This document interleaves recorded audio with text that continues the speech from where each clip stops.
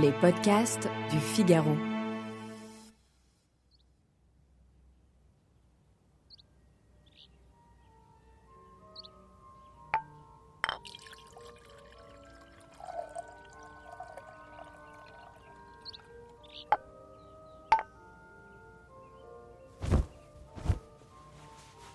Vermeer est encore tout jeune lorsqu'il peint la laitière, vers 1658-1659. C'est un de ses plus célèbres tableaux.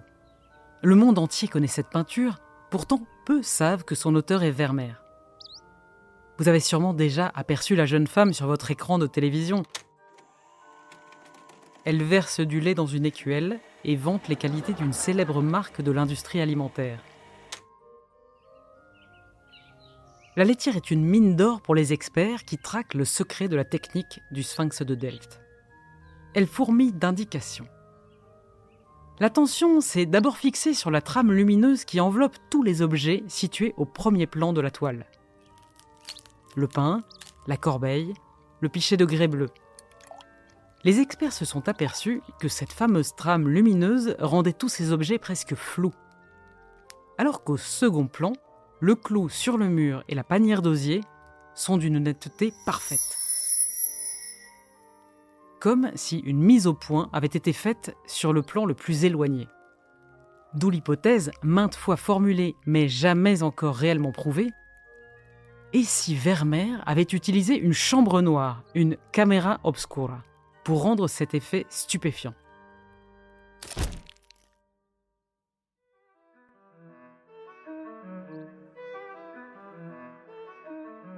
Je suis Isabelle Schmitz, rédactrice en chef adjointe au Figaro hors-série. À l'occasion de la rétrospective du Rijksmuseum d'Amsterdam, la plus grande jamais consacrée à Vermeer, le Figaro hors-série publie un numéro de 160 pages sur sa vie et son œuvre. Aujourd'hui, je vous emmène à Delft. Dans ce deuxième épisode, je vous raconte la maturité de Vermeer et sa suite de grands chefs-d'œuvre interrompus par une mort brutale à 43 ans.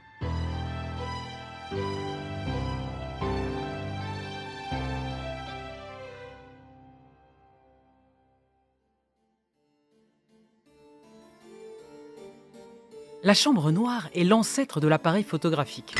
Grâce à cet instrument, on peut obtenir une image nette d'un objet dont on désire faire le calque.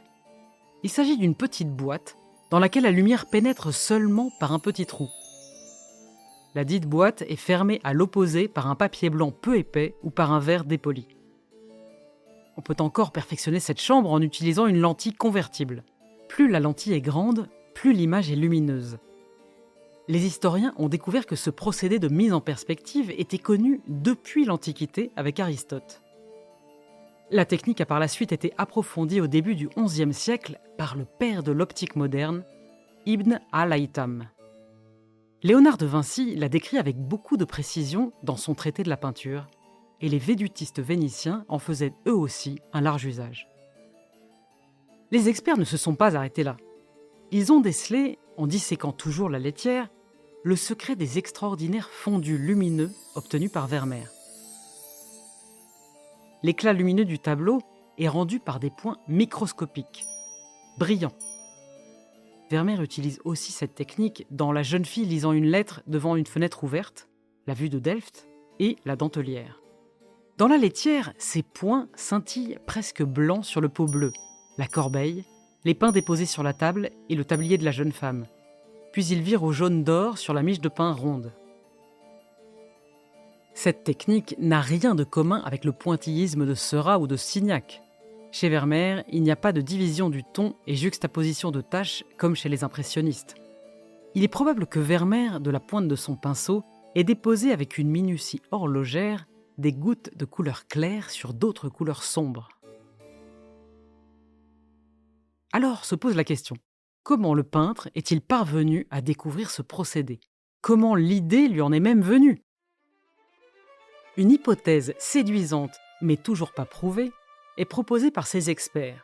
Ce serait grâce à un ami de famille que Vermeer aurait fait cette découverte. Anthony von Leeuwenhoek était l'un des plus remarquables biologistes du XVIIe siècle. Il était très proche de la famille de Vermeer et a même été désigné, après la mort du peintre, comme tuteur de ses enfants. Ce savant, célèbre pour ses découvertes en physiologie, de par ses observations au microscope, aurait donc pu conseiller Vermeer en matière d'optique. Mais rien dans l'abondante correspondance du grand scientifique avec la Société royale de Londres ne vient accréditer une telle hypothèse. Le microscope n'est d'ailleurs d'aucune utilité pour la peinture. Le commissaire de la grande rétrospective d'Amsterdam, Gregor Weber, a publié un essai sur la vie de Vermeer et l'influence de sa foi dans sa peinture. Il apporte un éclairage majeur sur ses jeux d'optique et son travail de la lumière. Ceux qui auraient influencé le peintre ne seraient autres que ses voisins, les jésuites.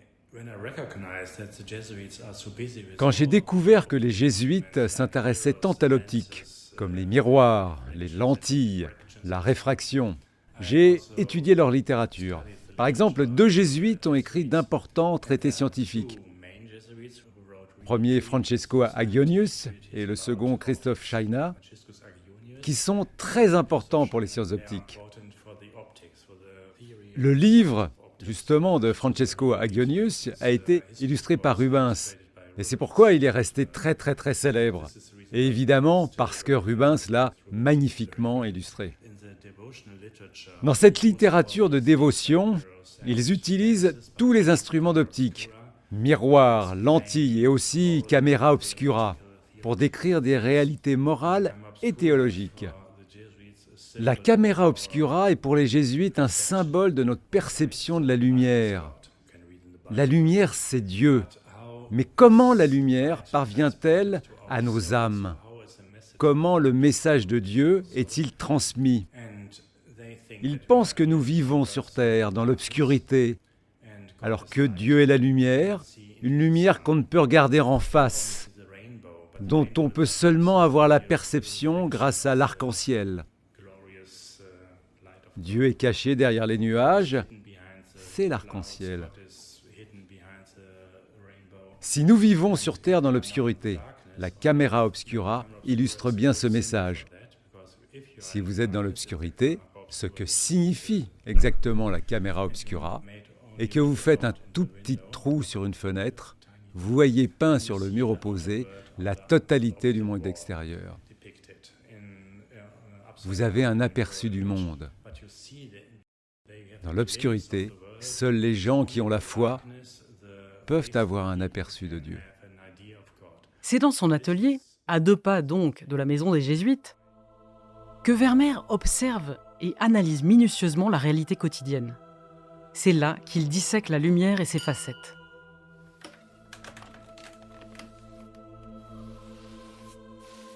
Cet atelier, on le retrouve dans toutes ses œuvres. Il est là en quiète présence, comme une lampe à l'abat-jour. Il crée l'ambiance, fournit le décor et campe la scène.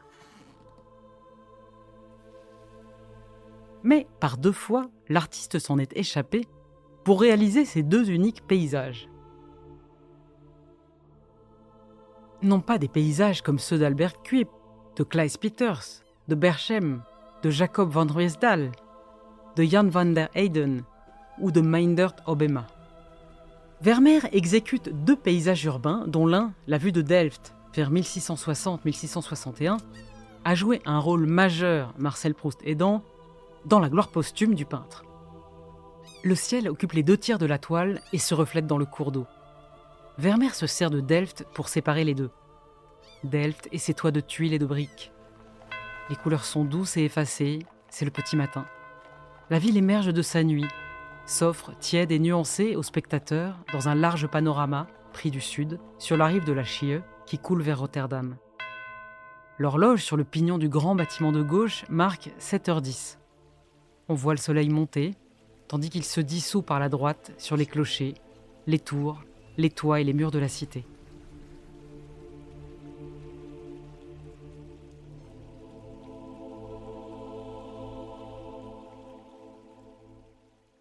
L'exposition organisée à Delft au musée Prinsenhof de février à juin 2023 sur le Delft de Vermeer propose plusieurs vues de Delft émanant de peintres prédécesseurs de Vermeer. David de Haan, commissaire de l'exposition, nous explique ici en quoi ces vues révèlent par contraste pourquoi celle de Vermeer est unique. Vermeer a peint la ville depuis le sud, depuis le port. D'habitude, Les peintres choisissaient le nord ou l'ouest. Leur vue de la ville était plus neutre. Chez Vermeer, ce qui est frappant, c'est qu'il y a beaucoup de nuages et d'air. Dans les autres vues, on a de jolis nuages, mais pas aussi dramatiques et merveilleux que ce nuage gris. Tel peintre a une palette très différente, brune et grisâtre. Chez Vermeer, il y a plus de couleurs. Je dirais que c'est un paysage poétique, paisible, tranquille. Et en même temps, ce nuage sombre qui arrive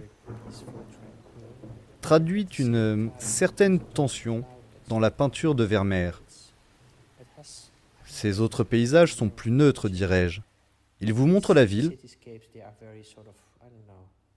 mais chez Vermeer, il y a une dimension plus psychologique. Vermeer a choisi un endroit de la ville, celui du port, où les bateaux arrivent et partent, où les gens attendent. Ils attendent d'y être embarqués, mais ils laissent tout ça de côté. Cela nous montre qu'il essayait vraiment de composer quelque chose pour réaliser l'image parfaite qu'il voulait montrer. Il prend part à la tradition des vues de la ville, mais en même temps, il fait quelque chose de totalement différent.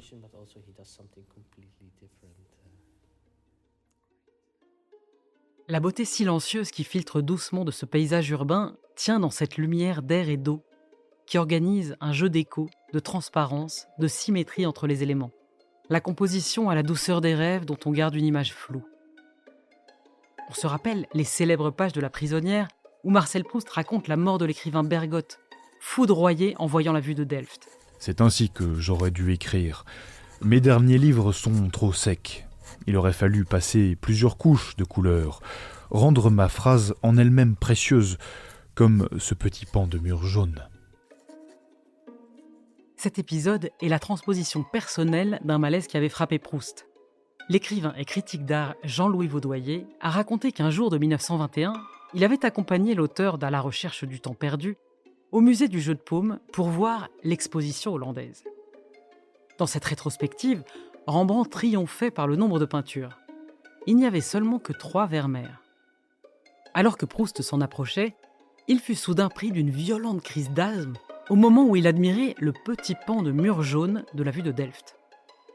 Vermeer a dû travailler longuement sur cette toile où il déploie toute sa maîtrise des techniques picturales. Glacis, empattement, teintes plates s'y succèdent. Mais très peu d'ombre portée. Le scintillement mouillé de chaque élément de la composition, porteur de sa propre lumière, et l'immobilité des personnages et des bateaux à quai sur le miroir des eaux, composent ce paysage figé. Envoûté, Marcel Proust aurait-il vu le matin naître pour la première fois ?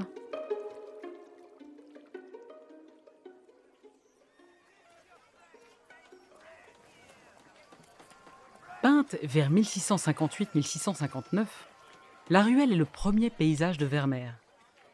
On y distingue d'ailleurs très bien la signature. I. V. Meer, sur le mur blanc au-dessus du banc, tout à fait à gauche du tableau. Les spécialistes ont aussitôt cherché à identifier le groupe de maisons en briques rouges qui pourrait se trouver Vlamingstraat, numéro 4042. Ici, Vermeer réalise ce paysage urbain avec le même goût pour la géométrie plane, finement nuancée entre teintes claires et teintes sombres. Le peintre anime cette composition par 4 personnages de très petite taille. Une femme coud sur le seuil de la maison. 2 enfants jouent.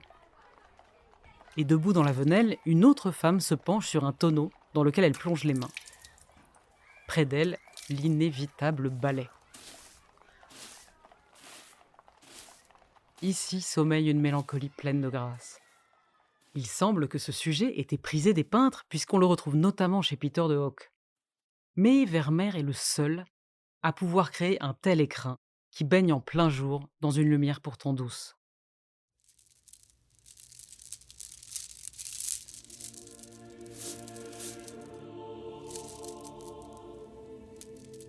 Il y a des œuvres qui ne sont ni des questions, ni des réponses, mais des énigmes. on se perd en conjectures savantes sur l'identité de la mystérieuse jeune fille à la perle, peinte vers 1664-1667. Certains historiens ont cru voir le portrait d'une des filles de Vermeer, alors que nous ne les connaissons pas et que nous ignorons les dates de naissance de ses enfants. Ce visage plein de fraîcheur, bien que mûrement réfléchi, semble jaillir de l'ombre pour s'exposer à une visibilité absolue. Réservée, silencieuse, la jeune inconnue est très loin des visages que nous ont habitués à contempler les contemporains de Vermeer, comme Frans Hals, Rembrandt, Pierre-Paul Rubens ou Diego Velázquez. Comme si la jeune fille à la perle était d'un autre temps. Prenez Rembrandt. Il nous fait voir dans les traits d'un visage les échos sans fin d'une vie, les espoirs, des tourments, des résignations dont est faite une existence. Car la peinture ne se contente pas de rapports de valeurs, de lignes et de couleurs. Chez Rembrandt, l'invisible accède au visible. Avec Vermeer, le visible réveille l'invisible. La jeune fille à la perle en est un exemple. De l'ombre surgit un visage de 3/4. Nulle ligne ne définit dans cet ovale parfait le profil du nez. Seules suffisent la couleur et la tonalité de la joue. Vermeer glisse sur les détails, sauf sur l'éclat de la perle à son oreille qui d'une touche scintille fulgurante. Cette jeune femme à la mélancolie énigmatique ne regarde plus le peintre. La bouche entr'ouverte, elle se laisse apercevoir et c'est nous, pour toujours, qu'elle fixe doucement, en une incertitude intense. Cette femme enfant nous regarde, mais ne laisse rien dévoiler. Vermeer nous fait voir ici ce qui n'est pas à voir. Ce chef-d'œuvre absolu ne pouvait pas échapper à l'observation scrupuleuse des spécialistes. Et ils ont fait une découverte étonnante. Le fond de ce tableau n'a pas été voulu à l'origine par Vermeer tel qu'on le voit aujourd'hui. Leurs analyses révèlent que l'artiste avait peint en réalité un glacis vert émail translucide.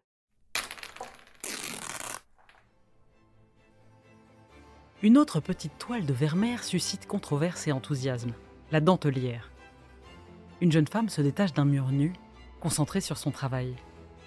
Elle est penchée sur un tissu qu'elle altère méticuleusement. Silence. 1 minute passe. À sa gauche, 2 fils glissent d'un coussin, l'un d'un blanc laiteux, l'autre d'un rouge sanguinolent. Ce fil rouge vient lécher une Bible posée sur la table. Le fil rouge de Vermeer. La vie, notre vie, ne tient souvent qu'à un fil. Renoir affirmait que c'était le plus beau tableau du monde. Quant à Salvador Dali, il fut hanté toute sa vie par la Dentelière, par sa charge subversive et pulsionnelle. La polémique se concentre sur l'époque de la réalisation de cette toile. Certains experts la situent au tournant des années 1660. La technique des points lumineux, magistralement illustrée dans cette composition, la rattacherait à la même période que la laitière et la vue de Delft. D'autres historiens, au contraire, la situent à la fin des années 60.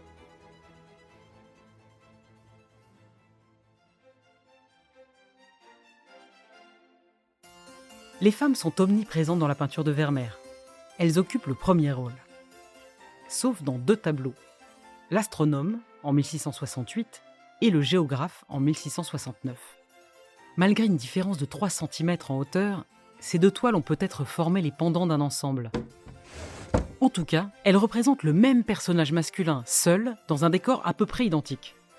L'astronome, vêtu d'une robe d'intérieur, est assis de profil devant sa table, couverte d'un tapis à ramages, comme celui de la Dentelière. En face de lui, une fenêtre fermée à vitrail armorié. Dans cet intérieur qui ne s'éloigne guère de ceux que Vermeer a l'habitude de peindre, une clarté feutrée préserve la pénombre, enveloppe d'un halo mystérieux le savant. Celui-ci pose sa main droite sur un globe céleste.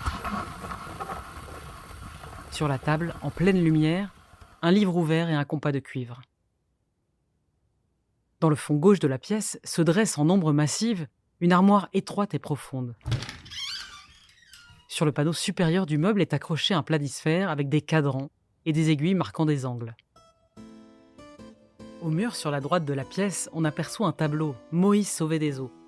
Tableau qui figurera d'ailleurs dans La femme écrivant une lettre et sa servante. Moïse qui guida les Juifs et les conduisit vers la terre promise.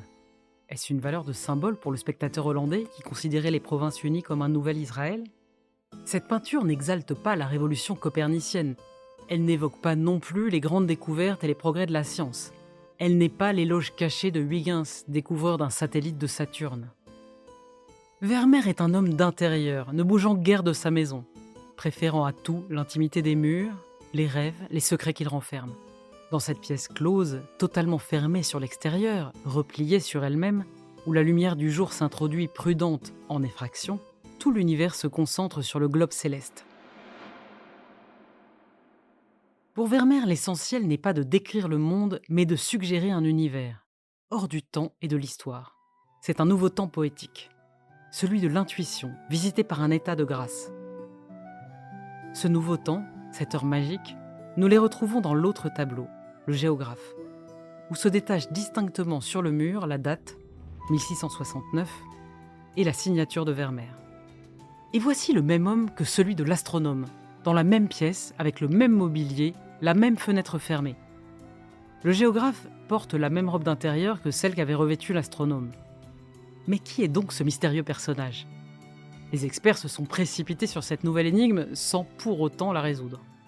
On a supposé qu'il s'agissait d'un autoportrait. D'autres ont cru reconnaître le naturaliste von Loewenneck. D'autres enfin Spinoza. Rien n'est assuré.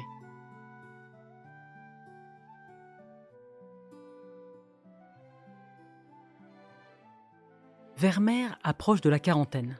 Il est au sommet de son art. Mais après 1670, la situation politique et économique des Provinces-Unies se dégrade.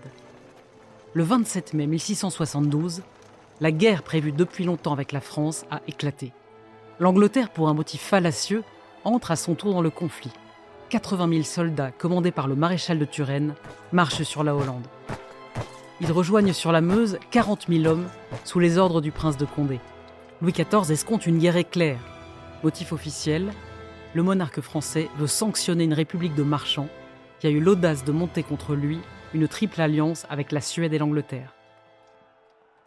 Il est encouragé dans son action de représailles par Louvois, nouveau ministre d'État, mais surtout par Colbert, son contrôleur général des finances, qui écrit « Si le roi assujettissait toutes les provinces unies des Pays-Bas, leur commerce devenant le commerce des sujets de sa majesté, il n'y aurait rien à désirer davantage. » L'armée française, avec le roi à sa tête, réussit à franchir le Rhin et avance sans rencontrer de résistance. Face à elle, le prince d'Orange ne dispose que de 20 000 hommes. L'affrontement se solde par une victoire française. Turenne est à Arnhem.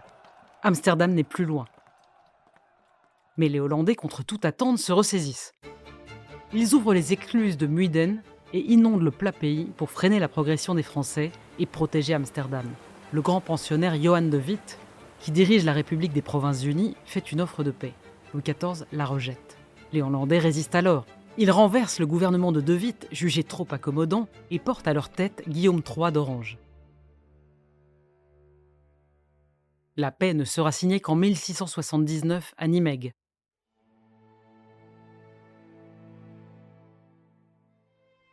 Une terrible crise économique s'abat sur le pays, qui va ruiner entre autres le marché de l'art. Vermeer ne reçoit plus de commandes. Pire encore, l'activité de marchand de tableaux qu'il avait exercée après la mort de son père périclite. Il est contraint d'emprunter 617 florins à son boulanger, Hendrik van Buiten. Le 15 décembre 1675, Vermeer, ruiné, désespéré, meurt, âgé de 43 ans seulement. Sa femme Katharina dira plus tard que l'angoisse de ne plus pouvoir nourrir ses enfants et faire vivre sa famille l'avait tué en un jour à peine. Il est enseveli à la vieille église de Delft et laisse 11 enfants, dont 8 mineurs. Leur tutelle est confiée à cet ami de la famille que j'avais évoqué, le naturaliste Anthony van Loewenneck. Pendant longtemps, et encore aujourd'hui, la confusion règne sur les attributions faites à l'œuvre de Vermeer. L'un de ses tableaux, La jeune fille au chapeau rouge, conservé à la National Gallery of Art de Washington, complique beaucoup le travail des biographes, privés de points de repère et de preuves infaillibles. La jeune fille a la beauté des sculptures qu'on remonte de la mer. plus belles qu'elles n'étaient à leur création. Vermeer a fait sa mise au point sur le visage de la jeune inconnue, rejetant dans le flou tout ce qui l'entoure. Ses prunelles immenses, en tendresse de velours, interrogent. Alors, comme des fleurs de modestie, ses lèvres s'entr'ouvrent en demi-sourire, sur une parole toujours retenue dans ce silence intense. Le peintre ne cherche pas à nous révéler ce que va peut-être dire la jeune femme ou ne pas dire.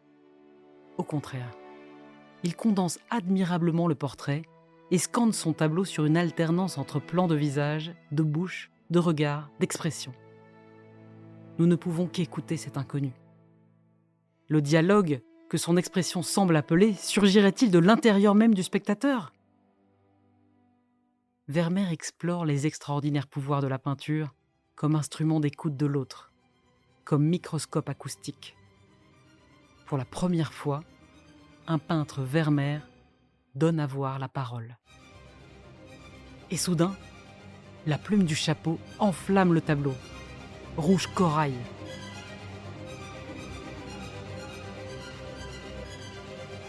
C'est une vision qu'on emporte avec soi pour toujours, comme un air de Mozart, le chant de l'âme.